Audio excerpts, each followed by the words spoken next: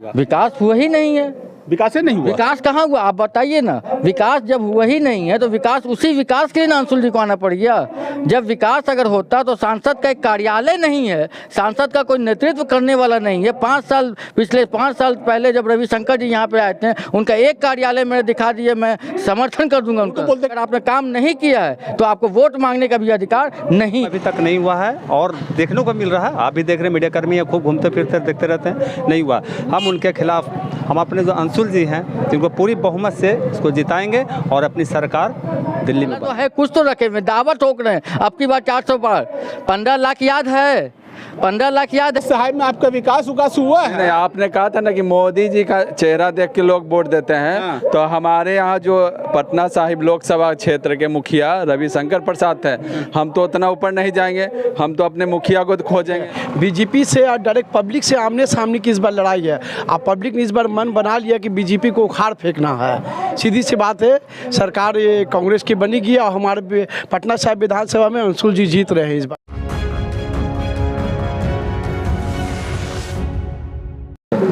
नमस्कार, आदाब, सलाम, सत श्री अकाल। आप देखना शुरू कर चुके हैं SR न्यूज, मैं रिजवी। जैसा कि लोकसभा चुनाव लगातार सरगर्मियां बिहार में बढ़ती जा रही है, 2 चरणों का चुनाव संपन्न हो चुका है। उसी क्रम में आज मैं मौजूद हूं पटना साहिब में। जैसे कि लगातार बैठकों का दौर जारी है, तमाम पार्टी अपने अपने स्तर से बैठक कर रही है।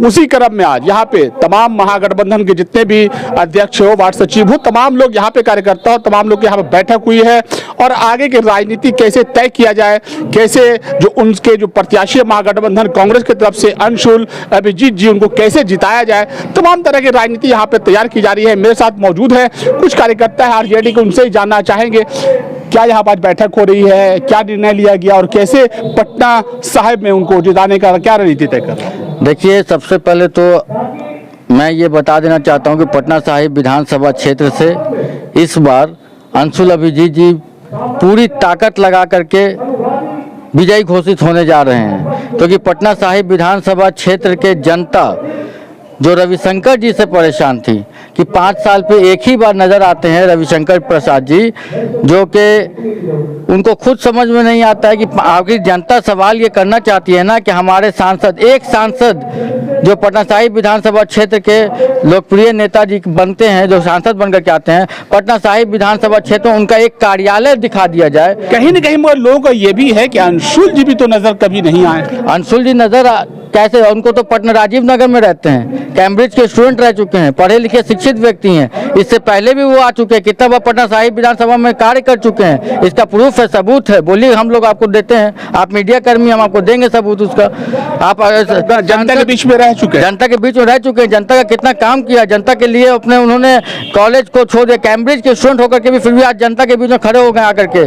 कैम्ब्रिज के स्टूडेंट जब हो जाते हैं तो लोग सोचते हैं कि चलिए हम तो भाई कैम्ब्रिज अपना पकड़ लिया, अब हमको राजनीति से क्या, लेकिन वो जनता, गरीब जनता जो आज पटना साहिब विधानसभा में हर एक चीज के लिए तड़प रही थी, आज वो अंशुल जी खड़े हुए हैं और खड़े होकर के आज वो अपने बताया है कि हम यहाँ पे हैं, आपके साथ हैं, गरीब गुरबों के साथ में खड़े रहने का ताकत रखते हैं। पटना साहिब में इस बार क्या लगता है कि किस विकास पर वोट होगा, किस मुद्दा पर वोट होगा? विकास हुआ ही नहीं है।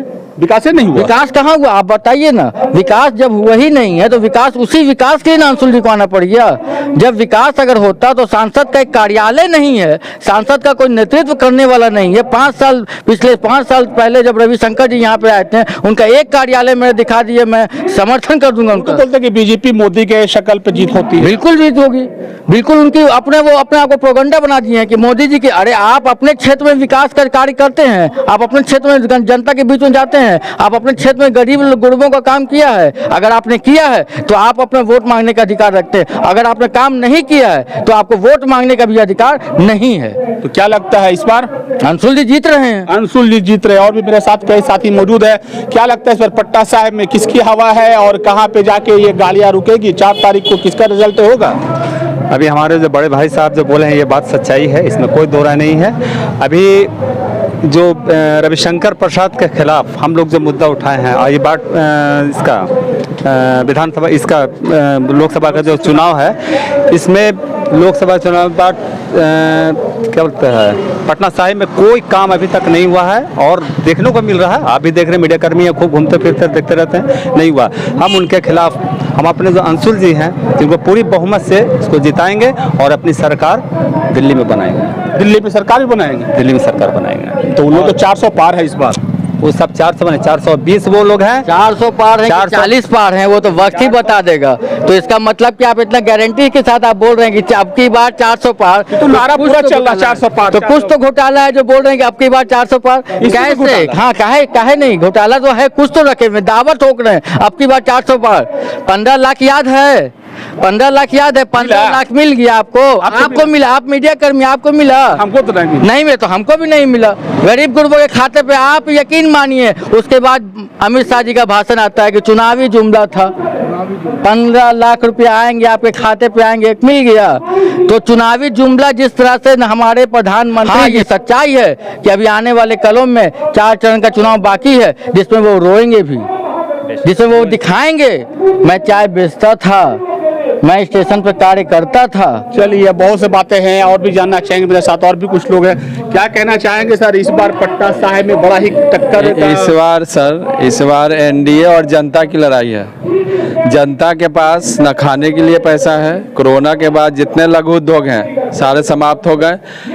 रोजगार के नाम पे ना रेल में कोई भर्ती है, रेलवे विभाग में ना आपका ये जो सबसे ज़्यादा होता था, गांव से लोग जाते थे फौज में, तो ये अग्निवीर 4 साल की नौकरी, ना उसको शहीद का दर्जा। पटना साहिब में आपका विकास हुआ है? नहीं, आपने कहा था ना कि मोदी जी का चेहरा देख के लोग वोट देते हैं। हाँ। तो हमारे यहाँ जो पटना साहिब लोकसभा क्षेत्र के मुखिया रविशंकर प्रसाद थे, हम तो उतना ऊपर नहीं जाएंगे, हम तो अपने मुखिया को खोजेंगे कोई भी समस्या में। तो हमारे मुखिया तो नदारद हैं। आप हम अपनी एक घटना बताते हैं। 2019 में बाढ़ आया था, पानी से भर गया था ये आपका राजेंद्र नगर और इधर सैदपुर। मैं उसमें काम कर रहा था, पानी में डूब गया। मैं सिविल डिफेंस से भी हूँ।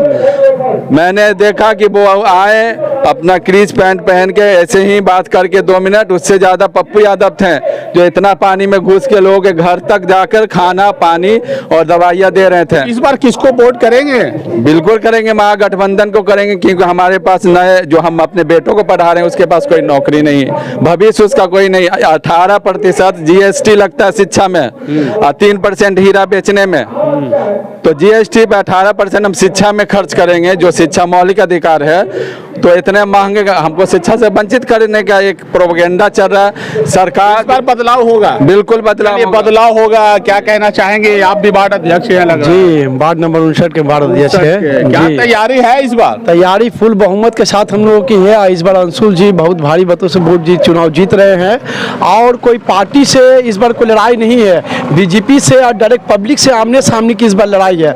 अब पब्लिक ने इस बार मन बना लिया कि बीजेपी को उखाड़ फेंकना है। सीधी सी बात है, सरकार ये कांग्रेस की बनेगी और हमारे पटना साहिब विधानसभा में अंशुल जी जीत रहे हैं इस बार। तो पटना साहिब में विकास होगा इस बार? एकदम 100% विकास। तो जाने भी नहीं देंगे। चलिए, वो वक्त बताया जाएगा। 4 तारीख का इंतजार कीजिए पटना साहिब का, इसलिए कि पूरे हिंदुस्तान में 4 तारीख को रिजल्ट आएगा, पटना साहिब में भी आएगा। 2 चरण का चुनाव हो चुका है, 7वां चरण में यहाँ वोटिंग है।